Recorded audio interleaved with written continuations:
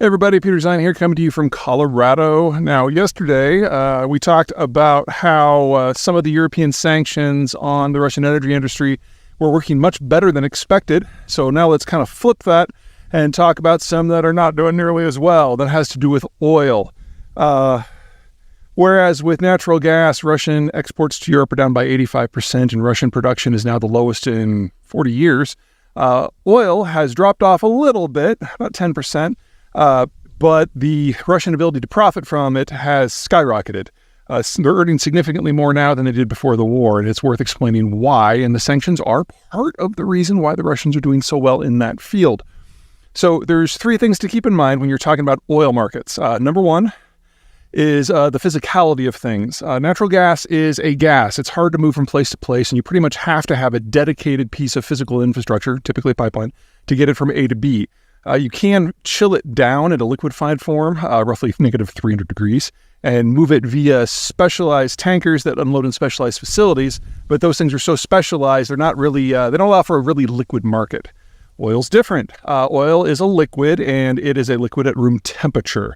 So you can put it into pretty much any type of container or shipping device that you want. And while the Europeans did, for the most part, stop taking oil from the Russians in piped form, the Russians are able to export over half of their oil by water, be it via tanker, and they were even able to redirect some of the piped crude to their ports, which brings us to the chemistry problem. Not all crude is the same. In the world of natural gas, methane is methane is methane. In the world of oil, there's different varieties, light and sweet versus heavy and sour. Light and sweet has very few contaminants, and it is very thin, almost clear. Whereas the heavy sour is thick and gooey, might even be solid at room temperature, and is black and viscous. And different refineries around the world are designed to run on different grades of crude, sometimes even specific crude types from specific fields. And that makes it a little bit more of a mismatch problem that natural gas just doesn't have to deal with. So, for example, in the markets right now, there is an oversupply of light sweet on a global scale, primarily because of the United States. U.S. shale crude is different from most crude in that it's trapped at the moment of geological formation, and so it never migrates through the rock strata, and it's the migration that picks up the contaminants that makes crude heavier and more sour. Well, American refineries are designed to run on heavier and sour, so that light sweet is kind of stranded in North America, so it has to be exported by tanker to the wider world, and so light sweet crude is trading at a significant discount to a lot of global crude grades, despite the fact that it's considered high quality. On the flip side, we're running out of heavy sour. Venezuela used to be a massive producer, and it's found ever more creative ways to commit national suicide. The Mexicans used to be a reasonably large supplier, and they're keeping their crude at home because their economic development has demanded more energy. And the world's single largest crude grade of all is none other than Russia's Urals blend, which is a medium sour, medium heavy blend. And so taking even small amounts of that off the market has had an outsized impact on pricing.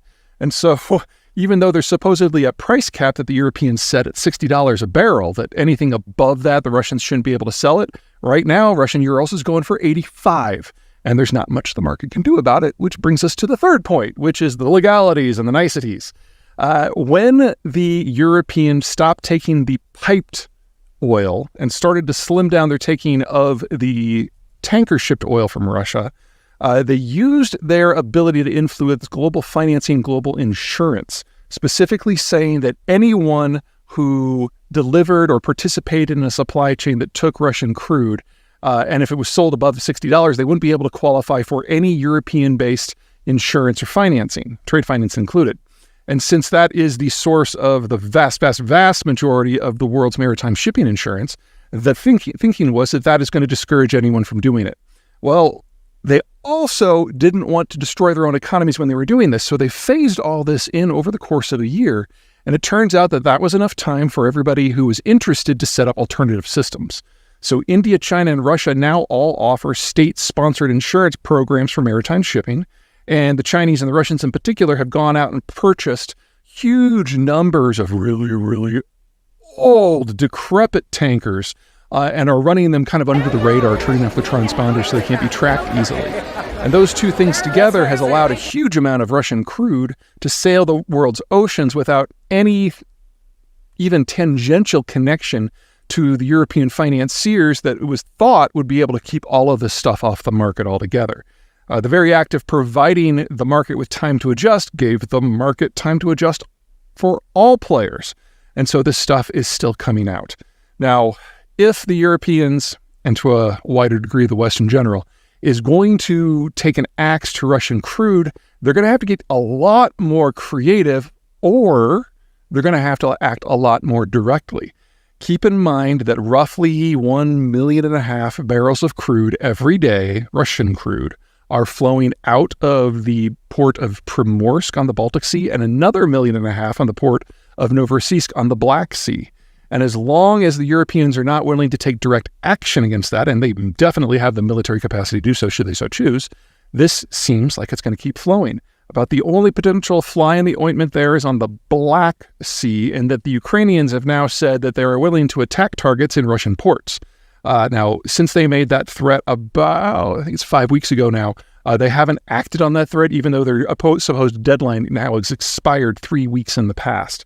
But it's probably going to take some sort of military action by someone to remove this from the market.